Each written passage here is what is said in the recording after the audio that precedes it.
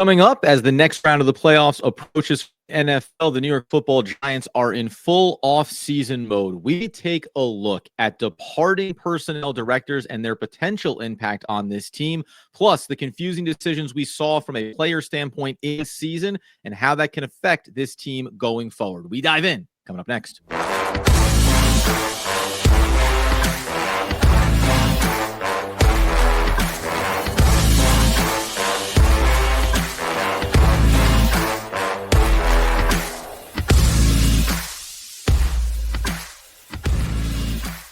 Yes, my friends, it's OGP, the One Giant Podcast, where you know that we are your hosts. Over here, Adam Armbrecht. Over there, Andrew Makowitz. We're healthy, we're wealthy, we're wise, and we're taking a look, of course, at decisions that are being made by the New York Football Giants in the front office and whether or not it only further casts confusion and concern from a fan base perspective. Andy, how are we on a Wednesday? I'm doing okay. It's a little slow go for me this morning, but I'm glad that we are recording some OGP because, I woke up early this morning thinking about some of the decisions that were made, and it still makes me angry to this day. All of the different choices the Giants have made since the off season has started, and even in season, which I know we're going to touch on in a little bit. How are you? How are you doing, Adam? I'm fantastic, man. Once you go down hard and heavy over the course of the holidays with what is just a widespreading level of sickness sweeping the nation, quite frankly. You come out of it, come into January, midway through, progressing, and feeling good about yourself because you hope you're never going to get sick again. That's the ultimate goal. But as we look at, we watched Monday night, the one thing we can touch on before we dive into some of the Giants stuff, you and I, we had these conversations about Matthew Stafford and the possibility, and people have talked about, Sam Darnold, and if that would make sense. You come out of that game where I had the Rams winning that one, maybe not quite as handily as they did, but I'm going to always err on the side of pedigree and experience, which they have at both the coach and QB level. We might have to accept that the dream has died when it comes to Matthew Stafford, although we'll wait and see. But when they start winning playoff games, it changes it. And then the performance of Sam Darnold immediately has everyone saying, well, there's no way that you could touch that player if you're the Giants. I will just say, Andy, while you and I think are on the same page of not wanting Sam Darnold because of where the price point might be, you should want to sign up for a quarterback that wins 14 games in the regular season. Like, this feels the same category we talked about Mike Tomlin the other day. I'm not saying it's the perfect answer or it's the Super Bowl answer for the Giants, but it feels like it'd be a big improvement from what we've had recently for the QB position. So just interesting to think about that as we work our way through, and now 2 upsets effectively coming out of that wild card weekend. Yeah, I mean, listen, Sam Darnold didn't play well. The offensive line played horrible. The coaching, they were outcoached by Sean McVay and team. There was pressure on Sam Darnold constantly, but he was missing throws. But look, to your point, we have no quarterbacks on the roster. We have Tommy DeVito as an exclusive rights free agent. Any quarterback that is leading a team that won 14 games that had a chance to get the 1 seed, if they're available, you have to explore the option. I think it's just going to be too expensive. But if you tell me that Minnesota says that they're fine with JJ McCarthy as the starter going forward, and the Las Vegas Raiders want to trade up for Shedeur Sanders, and the Browns are going to take Cam Ward, and all of a sudden the Giants don't have as many options available to them, and Sam Darnold is there on a shorter term deal, I can understand, especially in a win now situation for the Giants, why they may actually have Sam Darnold as a viable option. There's also a conversation I want to have later on this week, potentially, or next week, about if Deion Sanders really, as the rumors start to fly, is going to head to Big D to join Dallas and be able to communicate and navigate with Jerry Jones. Listen, man, I don't often say let's trade in division for a team that wants a quarterback. But if Shedeur Sanders refuses to go to Cleveland, and if the Giants get a phone call from Dallas to bring father and son together, you probably want to have a little discussion about that too. Dak Prescott being big in the mix there as well. So there's a lot of things going on for other teams, and we're going to get more into the draft. And I think there are some, depending on where head coaches end up going or how organizations choose to go, going to be some different moving parts here, including, I hate to say it, fellas, maybe Kafka's not going to be here, and maybe having a conversation with McCarthy isn't the worst thing in the world for the offensive side of the football for Big Blue if he's not landing another head coaching role. That being said, we know that Shane Bowen's not going anywhere. We talked about this the other day. But when you look at a personnel director who seemingly had a very big part in having such a successful draft class this past year for the New York Football Giants, where do you land on Big Blue and ownership didn't want to stand in the way of someone who is trying to take the next step in their front office development. And so they let them walk. They didn't make a big deal. They could have blocked the move going to New England, but instead Cowden's going to go there. He's going to join Vrabel. And it just feels like, based on everything that's been unfolding so far this offseason for the Giants, that there's almost no way that we won't look back a year or two from now and see what New England does and how their roster develops and how their talent is looked at, and probably have some level of seller's remorse when it comes to letting guys leave the building. Yeah, I mean, listen, it's difficult when you let smart, talented people out of the building. But Adam, I guess my question on all of this is Ryan Cowden was kind of an advisor to Joe Schoen. He came in for just over a year and change with the Giants to be able to help them, especially with some of their draft evaluation. The tough thing that I have is like, what if you wanted him to stay? What job was he going to have if you've already made the decision that Joe Schoen is your GM? And everyone talks so highly of assistant GM Brandon Brown. It's not like there was a natural progression to say, okay, Ryan Cowden, you can come in and be the assistant to the assistant GM. Like what the role was not necessarily going to be there in that front office. It's hard, but also you want to make sure that you leave on a good impression in case there is a circumstance where maybe Ryan Cowden would want to come back and there is an assistant or a GM position with the Giants at a future date. So you kind of have to do the balance of not wanting to let talented people leave, but also making sure that you leave people on good terms so that they have nothing but rave reviews about the organization. Yeah, I mean, you say about what's the role? Well, you look down at Tampa; they have co-assistant GMs effectively that have worked there these last couple of years. You have Jesse Armstead, who's labeled as the special assistant to the general manager. You have Matthew Dodson, scouting research coordinator. Like, I remember, I think it was coming out of the Dave Gettleman era and into the Joe Schoen era where they were like, hey, like we're creating more roles because that's what this organization needs to start to develop our stability. So I don't know, make another role. Like, you know what I mean? Like if you thought the influence is there. And I think the other side of it would be kind of your point. If there isn't that growth opportunity, the positive way to look at this is Ryan Cowden comes in, he's there, and he kind of helps Joe Schoen. Hey, listen, here's some things that you want to be focusing on. This is the way you may want to communicate to your scouting department as far as what players you're looking for, tendencies, traits, whatever it may be. And now you have the toolbox, right?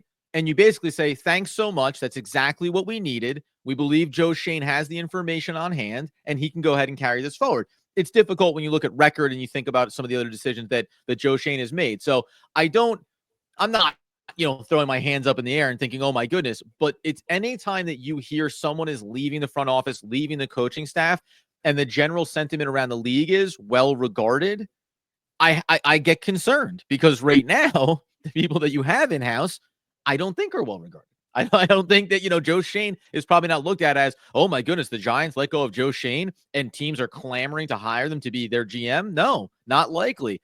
Brian Daboll might be a little bit different story, but both of these guys might have to take a step back in their roles if they don't hold the titles they do with Big Blue. So that's the interesting part of it for me on that front. And we'd even talked about this previously where even though, as you had made mention there, Brandon Brown seems to be one of those up-and-coming names, and yet you haven't heard a lot of buzz about him this offseason and maybe interviewing for GM jobs. So is it the Giants PR department does a great job promoting who they think is really talented, or is the pedigree there? So something that we can obviously look at as we continue through this offseason, and we'll also see what other type of front office changes maybe do the Giants make to continue to make sure that they have that kind of stability.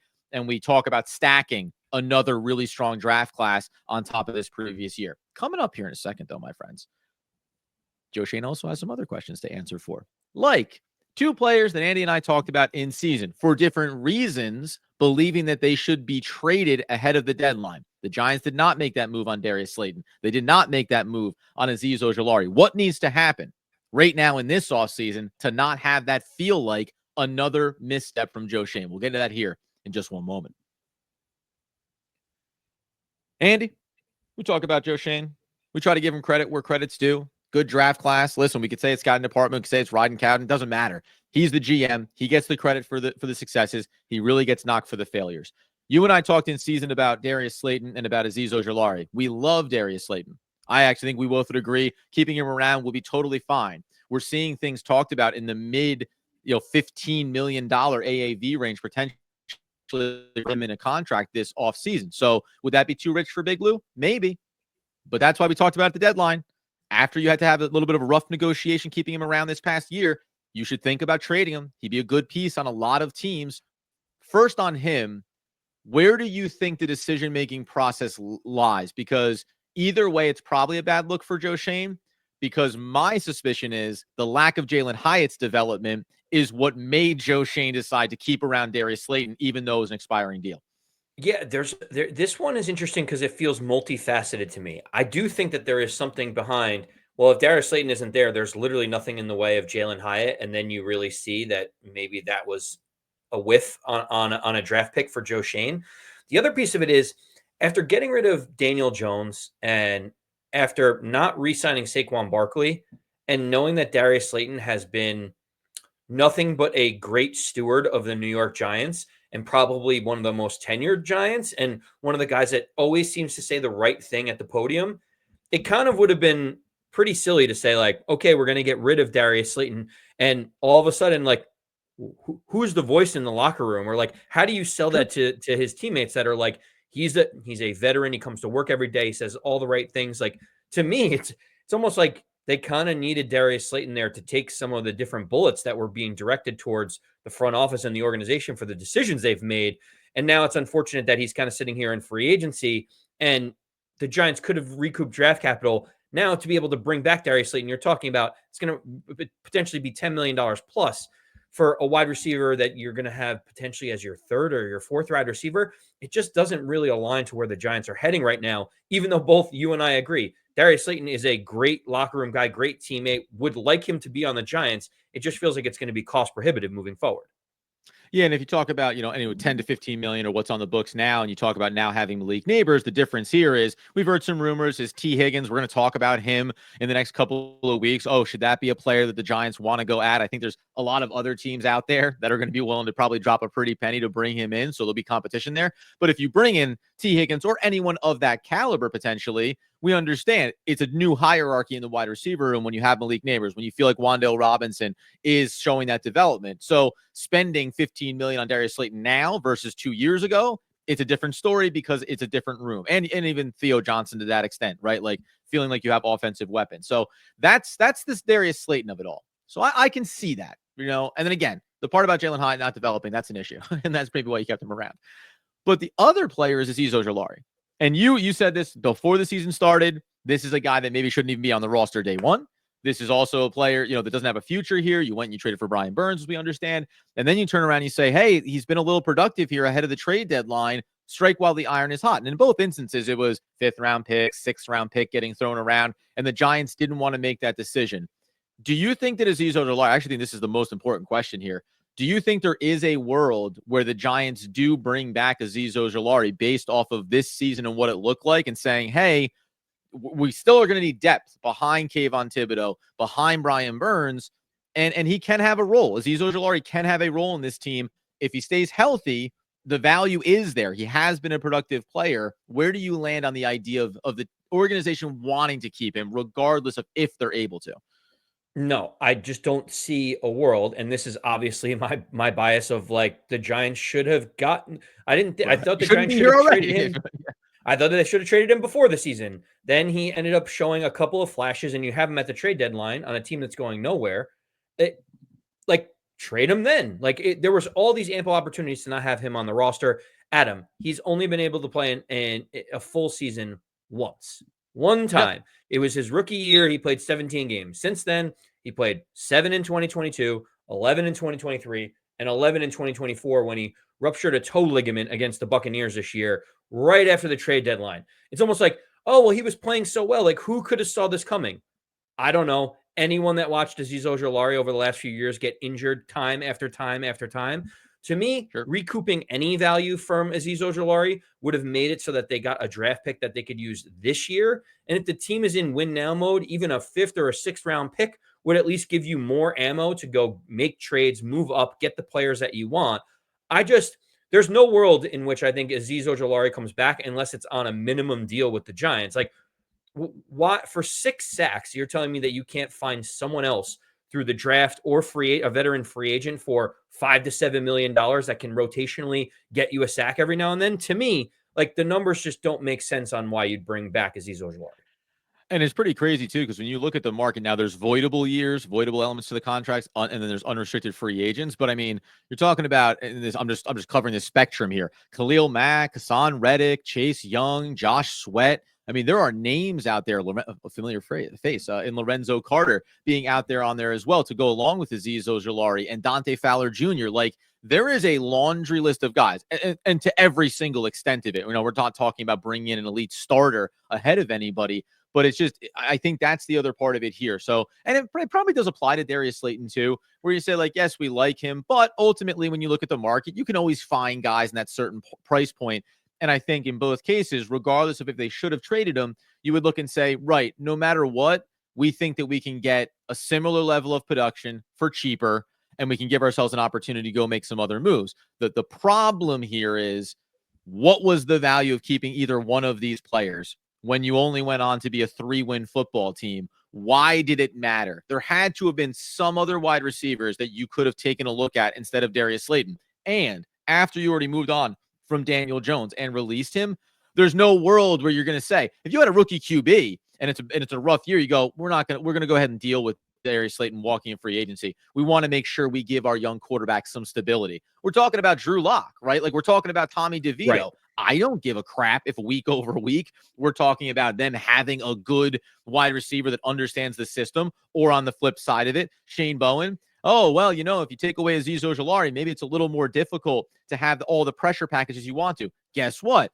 If you can't make it happen with Kayvon Thibodeau and with Dexter Lawrence and with Brian Burns and with Bobby Okereke, I kind of don't care that you have one less depth piece, and we know we're going to sacrifice some quality of that play. So on the highest of levels here, this just does feel like, okay, now tell me the story where we reflect back on this 2 years from now and we don't think about Joe Schoen being a step behind on some of these decision-making processes. Fast forward 9 months from now, Adam. Fast forward to middle of October. The Giants have decided to re-sign Azeez Ojulari to a 2-year, $24 million deal. And he inevitably gets injured and pulls his hamstring, and he's out on IR 5 or 6 games into the season. And people turn around and say, who could have saw this coming? How could we ever have predicted it? Clearly, like, we don't see this team at full strength. If he was healthy, things would be different. No, there's no more excuses. You've seen 3 straight years of this happening. You can't just forget about the production itself. Like, you know, 6 to 8 sacks. He's averaging about 5 or 6 sacks per season since he's been in the league, but just not being available for the team and being out there. You can't allocate funds to someone that is often injured, especially given that, like, the Giants aren't at a position. Like, this would be a perfect scenario for the Kansas City Chiefs to take a flyer and say, if rotationally we can get him in here and maybe he shows flashes, but we're not relying on him. If the Giants gave him a $10+ million per year contract, they would be signaling that they are relying that he is a foundational piece of their defense. Well, and the problem being too, again, like, the cloud of all of this is, like, John Mara says, my patience is thin and we need to be winning football games, right? And you're like we're all talking about, like, let's be realistic here, right? Like, the roster needs a lot of work. You're not going into next year's schedule and thinking you're going to win 9, 10 games potentially, right? But if organizationally you're talking about, it's like you say, Kansas City, great spot, whatever, Baltimore Ravens, all these top teams that go on deep playoff runs. Like, the Giants are like, yeah, but that's going to be us next year, right? So watch us make decisions on a false narrative as we try to convince ourselves that we can turn this thing around in 1 year. All things that we'll see how they unfold, of course, across this offseason, including what the market is for these players, right? We've done this in years past on lower levels. When you see guys that were backups for the Giants and then they go to free agency and they end up on practice squads for other teams, you go, right, what were we talking about? These guys in Darius Slayton and Azeez Ojulari have been productive, but where do they slot in on other rosters? That'll be something to watch for. How about this, though, on a Wednesday? Because I like to spice it up. A shocking trade offer here from an SNY insider about helping the Big Blue franchise reset their finances going forward. We'll do that to close things out here in just one moment. Okay. So while we know that John Mara wants to win, in theory, they've wanted to win the last couple of years too. They just haven't had the ability to do it. You talk about Azeez Ojulari there, Andy, and we've always said one of the big things is his ability to stay healthy and be on the field.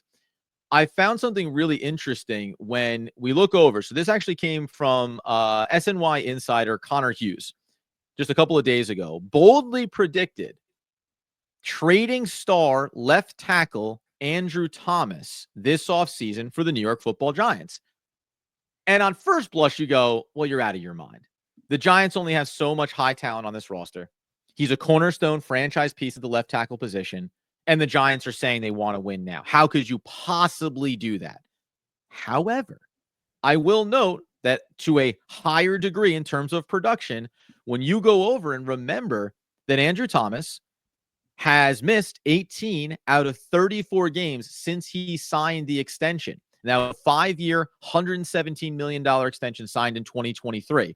There is something to be said for, on the same way we talk about Azeez, availability matters. So as good as Andrew Thomas is, as much as we believe in him as a player, there has to be a threshold here where you look at it and go, but if you're only going to be able to be on the field for a little over 50% of the games, that's a massive risk, especially if you go all in on getting a veteran quarterback that you think can help you win now, or that you get your rookie and over these next couple of years he's going to be there. Where do you stand on the injury concern level and how much that impacts the way you think about Andrew Thomas as a cornerstone piece to this franchise? I think for elite all-pro level talent, there is much more flexibility in the injury concerns than, say, a rotational player. A rotational guy needs to be available to do the job when he's called upon.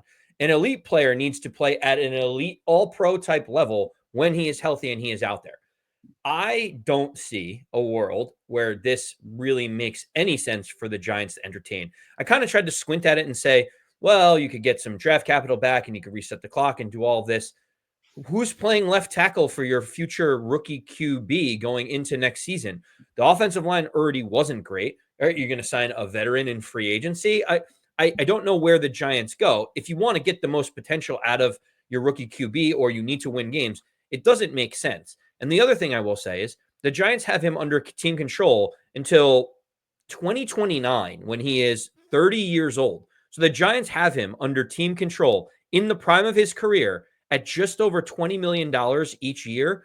Even with the injuries, the fact that his upside is so high, the contract isn't a deterrent right now. It's not something that you look at and say, well, if he gets hurt again, it's a massive albatross. It's like paying $20 million for a guy that is Pro Bowl left tackle level, to me seems pretty, like, it seems like a no-brainer to keep him around. Adam, the question to you is what would the trade scenario have to look like for you to be like, yeah, let's move off of our left tackle and start over on the offensive line? Right. And so, again, listen, I'll play the other side of the coin in this scenario, right? Now, again, organizationally, we want to compete, we want to win now. That's why you're not going to even entertain the idea of trading Andrew Thomas. The flip side would be, right, but we know how far away we are. And if we think we're 2 years down the line here, you mentioned who's going to play left tackle. Well, I can point right into over on Draft Buzz and say, when you go over on overall rankings for the group of players coming out this year, the third highest ranked player on the board is Kelvin Banks Jr., offensive tackle out of Texas, a 91.2 grade, right? So I can, I can just sit here and say, we're going to get younger and we're going to get more control. Now, the contract for Andrew Thomas, and by the way, as we understand, like proof of talent, doesn't matter how good you are at college, just go see Evan Neal, right? Like you have to prove it at the NFL level. So there's no guarantee in this. We understand that. But even at 20 million, to 25 million over the years of the contract, if I can go get a team-controlled player for 5 years at the top of the draft that I think is a plug-in player, hey, let's start that journey anew. Now, to your point, what would it need to take? Well, we've heard some things, too. We're going to talk about maybe on Friday and even going to next week that the Giants, there's been at least some rumor, some buzz around the idea that maybe they're not as high on this QB class as they were initially. Now, Andy loves the tinfoil hat. He throws that right on and he goes, of course, because you want a quarterback at 3. So you try to tell everybody you don't care. Nobody worries. They don't try to jump you and talk to Cleveland, and then it falls into your lap. So we know that. And believe me, we'll have plenty of those situations over this offseason. But if the idea is that they're not super high on them, or that they just believe Cam Ward and Shedeur Sanders either way are going to go 1-2, and they're not going to be able to get up the board for it, if you tell me that I can get, at least, I'm saying at least because I'm not going to get too in the weeds here, at least a first-round pick for Andrew Thomas in the following draft class, where maybe I'm eyeing Arch Manning, And I don't think our season's going to be electric. And we're probably going to be in that top 10 already. And the extra first rounder helps me get up the board to get the franchise quarterback. I think that is a conversation you do have to have. You at least have to consider it if you're thinking about the next 2 years of your franchise in terms of Joe Schoen and Brian Daboll potentially, and saying, hey, is Andrew Thomas elite? Obviously, but we need our franchise quarterback. And if this helps that process and the finances open up where you can go spend big on free agency to get a left tackle, I think you do have to at least weigh that conversation. I don't think it's likely, but I'm surprised at myself for not being as shocked at the idea that depending on how this season starts out next year, yeah, we're going to have that talk, aren't we? Like, if you're another 4-win team, does it matter that you have the elite left tackle who might miss another 5 or 6 games as well? The injury concern is real here. The injury concern is real. I can understand the idea of resetting the clock. What makes way more sense is to draft an offensive tackle and put him in at right tackle and say, we are going to build up the offensive line and wait for our QB of the future until next year. Like, I get 100%. resetting the clock. It'd be very tough to sell to the fan base and sell to Brian Daboll and even the players that we're trying to be competitive next year and we're trading away our best offensive lineman. And, oh, we're not going to go draft a quarterback this year. We're going to wait till next year's draft to be able to get a quarterback. How do you sell that to the fans? How do you sell that to the players and the coaches that the team actually cares about the season next year? And how do you sell it to the fans that, oh, guys, trust me, we're doing this the right way. So when in 2028, we'll start thinking that we have an opportunity to maybe compete. It's like, well, that didn't take that long for the Commanders. It didn't take that long for the Denver Broncos with $90 million in dead cap hit from Russell Wilson. Like, it can turn around faster than that. I just feel like this move would be waving a white flag that says to everyone, like, we're not 1 year away. We're not 2 years away. We're almost 3 years away from having a realistic chance of competing for anything. Andrew Thomas played in 16 games, started 15 in 2020, 13 in 2021, full slate of 16 games in 22, only 10 in 2023, and then played in just 6 games this season. So, at a high level, the concern here is the games played and the injuries are going the wrong direction. But ultimately, you bring up something that I think is always going to be the theme we'll talk about decision-making. If you had fired Joe Schoen and fired Brian Daboll and brought in a new GM and brought in a new head coach, and you said, hey, this is my rebuild now, and we're going to go ahead and make a really tough choice, and we're going to trade Andrew Thomas, we're going to build up our draft assets, we're going to clean our cap off, and we are going to start from the studs. Whether or not agree, disagree, or whether or not you'd be shocked a little bit by the decision-making, you go, yeah, I can understand that. It's so much harder when you say we're staying the course. I have little patience. We need to win now, to try to look at some of these moves objectively, where I think most fans and you and I go, I think you are still a couple years away. No matter what you do here, I think you're still a couple years away.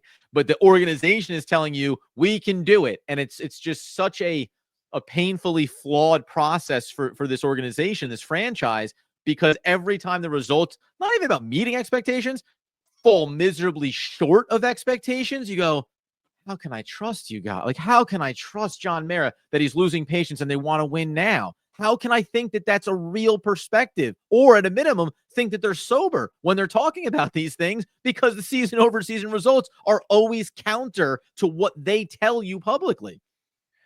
Adam, at the end of the day, you are spot on. You can't sell to the fan base and everyone else, especially in New York, which I consider to be a fairly knowledgeable fan base.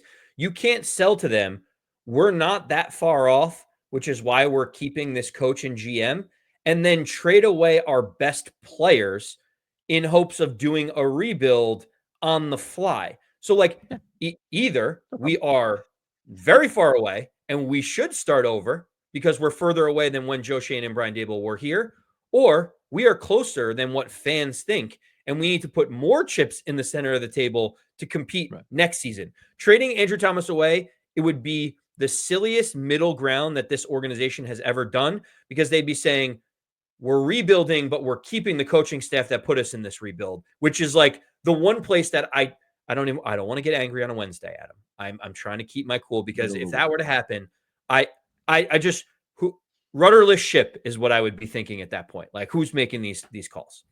So the other day, someone said about how, oh, Sam Darnold and the fit potential with the Giants. And I said, it seems to me, not make sense for the Giants to pursue Sam Darnold this offseason. And for that very reason, I have real concerns the Giants are going to pursue Sam Darnold this offseason, right? So it's kind of that same thing. It would seem insane to say you're going to, after announcing, as you did at the end of the year, we're staying the course, to turn around and make this choice, which makes me think it's very possible the Giants make this choice. I will ask you a very simple yes or no question. If the only way to guarantee getting Arch Manning next year was trading Andrew Thomas this year, would you do it? No. I haven't seen. And that is where I disagree, because if Arch Manning is the prospect he is projected to be, that is as close to a franchise QB lock as you could have. And while left tackle Pro Bowl talents are hard to find, finding your franchise quarterback is a lot harder. And I think you'd have to at least, I personally, if you told me today they trade Andrew Thomas and it guarantees Arch Manning next year's draft, I sign off on it. I go to free agency. I spend money on the left tackle the next year. I make sure I have it shored up, but I get the franchise. I do what's necessary to get that franchise guy. And that might be one of only a few players that actually could help facilitate that for Big Blue. Yeah, listen, I like Arch Manning. We obviously know the pedigree is there. I do feel like if his name was Arch Johnson, the conversation might be slightly different for everyone. There's a little too much like nostalgia and excitement that he's part of the Manning family. And so for me, I want to see a quarterback maybe start a season in college before I would mortgage 2 years of my future in order to get him. So for me, like I would just maybe like to see Arch Manning like play a full season as a starting quarterback in college before I'm getting rid of Pro Bowl players to make sure I get him. But I understand the prospect of having Arch Manning is tantalizing to everyone, and I'm assuming it is especially to someone like John Mara, who knows that his last name is Manning. Oh, I know we're going to get out of here, and you can get us on YouTube at One Giant Podcast. You get us on X at One Giant Podcast, at ABAC214 at Adam Armbrecht. There is the one little caveat you put into this where he is highly rated and he is coming out. Caleb Williams was the highest rated quarterback in his draft class. Technically, right now in this moment, rated higher than Arch Manning is in next year's draft class. And we know that it's a mixed bag, right? So to your point, if it was Caleb Williams, if it was Archie Bunker, would you think about that prospect and that player the same way? Probably not. There's some juice worth the squeeze having Manning on the back end of it, and it's what makes for a really interesting conversation. What I find fascinating about all this is we don't know what the Giants are going to do. We have no clear sense of what their agenda is this offseason. But as we work our way on Friday towards the playoffs, we'll talk about who's there, guys to watch for, whether or not the Matthew Stafford dream is fully dead and and off the table for Big Blue this offseason. Man, there's so many things to discuss here, including people saying the Giants or any team should trade for Kirk Cousins being the dumbest thing I've heard so far throughout the NFL playoffs. We'll do all that, man, on Friday. So get us, support us on the podcast feed. But until that next time, until those best times, as Andrew Mackowitz would want, need, and nay, demand the people know. As always, let's go Big Blue.